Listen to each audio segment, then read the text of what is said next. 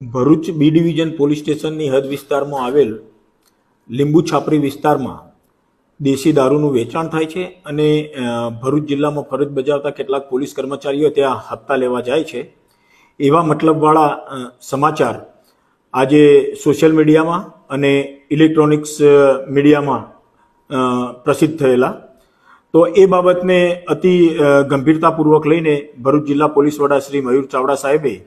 આમાં ખરેખર શું હકીકત છે, કોઈ દેશી દારૂની કે વિદેશી દારૂની પ્રવૃત્તિનું ત્યાં ચાલુ છે અને ત્યાં કોઈ દારૂનું વેચાણ થાય છે કે કેમ, અને એમાં કોઈ પોલીસ કર્મચારીઓ આવા હપ્તા લેવા જાય છે કે કેમ, અને એમાં કોઈ પોલીસ કર્મચારીની કોઈ સંડોવણી છે કે કેમ, એ બાબતની ફેક્ટ ફાઇન્ડિંગ કરવા માટેની પ્રાથમિક તપાસ અમોને સોંપેલી છે અને આ બાબતે અમે પ્રાથમિક તપાસ ચલાવી રહ્યા છીએ. જો આમાં કોઈ પોલીસ કર્મચારીની કોઈ સંડોવણી જણાઈ આવશે તો તેના વિરુદ્ધમાં અસરકારક કાર્યવાહી કરવામાં આવશે એવી એસપી સાહેબે નોંધ લીધેલી છે.